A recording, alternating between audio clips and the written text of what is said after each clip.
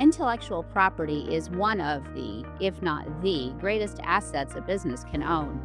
Innovative companies need to carefully identify and protect their IP assets in order to maximize their value over their terms of protection. Savvy business owners will build this protection element into their overall business plan, ensuring that the IP strategy is not an afterthought, but is a key proactive driver of the company's growth.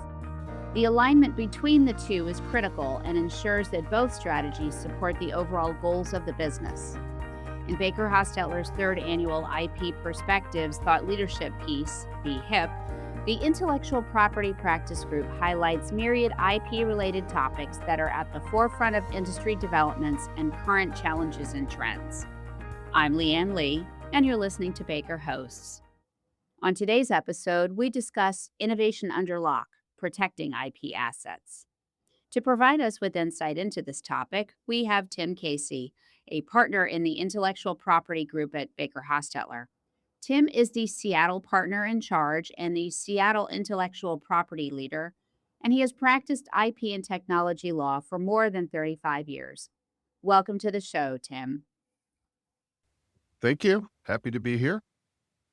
So, to start us off, you say that companies should carefully identify and protect IP to maximize value.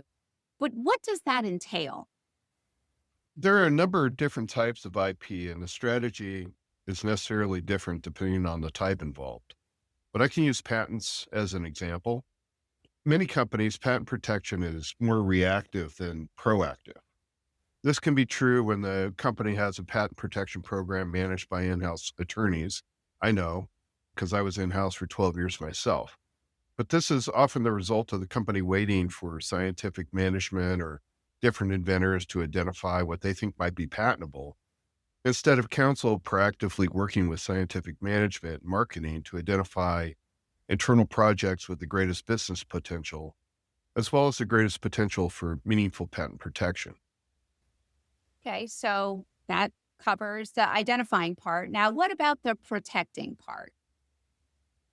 Just to be clear, what I said is a limited example of how even the identification of patentable assets to protect can be handled differently if some practical insights mixed in with the legal knowledge.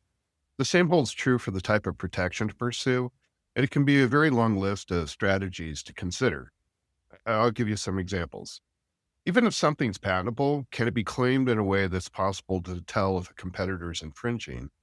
Or will patenting the idea result in a disclosure of what should be kept a secret? I remember years ago when I was in-house, a group of engineers working on a new microprocessor design wanted to patent how the core of that design worked, but we'd never be able to tell if somebody was ever infringing on that core without having to tear a competitor's chip apart. And that, at the level of detail and difficulty of those chips, was impossible. So really all they were doing was giving away the trade secrets of how the core worked without any sort of resulting benefit from doing so. So I talked them out of it. Another is if the patent is to be used to prevent competition, claiming for validity over breadth may have great value as long as a competitor would still have to infringe in order to compete. What that means is you want to make sure that, what you're claiming is something that's going to be patentable as well as distinguishable from prior art that might be out there. So it's tempting to go for really broad claims, but the broader the claims are, the more likely it is that they'll be attacked. And what you want to do is use this against competition. You want something that's going to withstand attack. Next example, does first filing an overly informal provisional actually preserve priority over what will be subsequently claimed versus filing what I call a formal provisional that is more like a completed non-provisional? What that gets at is there's lots of companies that default to filing something really informal, very incomplete, short, maybe a page or two, some drawings, some hand notes, just to get something on file. But merely getting it on file doesn't do you any good if it's not an enabling disclosure. So, a provisional, which doesn't fully enable the invention, doesn't actually protect the invention. So it's important that consideration is given to exactly what's being filed and why. Another example is has the potential for design patent rights related to the idea being explored. There's lots of opportunities to get design patents on other types of patentable subject matter, whether it's the graphical user interface or some other aspect of a product. And many times people look at utility, but they don't look at design. Should multiple ideas be separated out and filed for independently? Or is it better to group them all into a single disclosure so the disclosure is more robust and there are greater future claiming options available? I often use what's called an omnibus application, at least that's my term, where I combine a ton of stuff into the overall specification and drawings, and then maybe file multiple different applications using that same specification, but focused on different inventions that are part of that disclosure.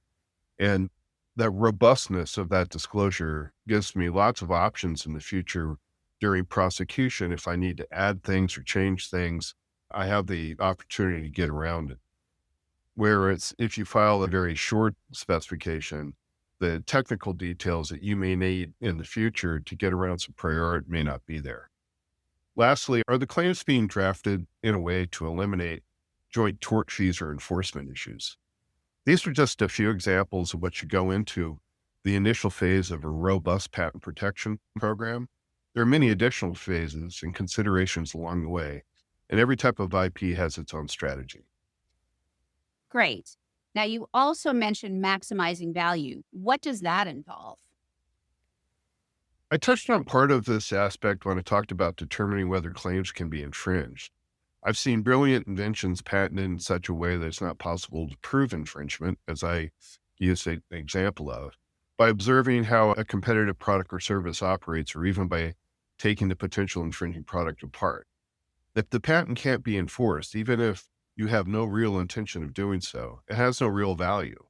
In the same way, a lot of money is wasted on international protection. You have to know what your business plan is in order to determine whether you should be spending money on IP.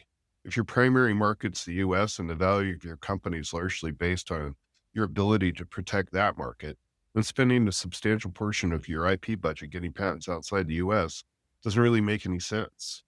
You can get significantly more bang for the buck by building a bigger US portfolio than getting rights in countries that an acquiring company is not going to value because the market's too small or enforcement in those countries is questionable at best.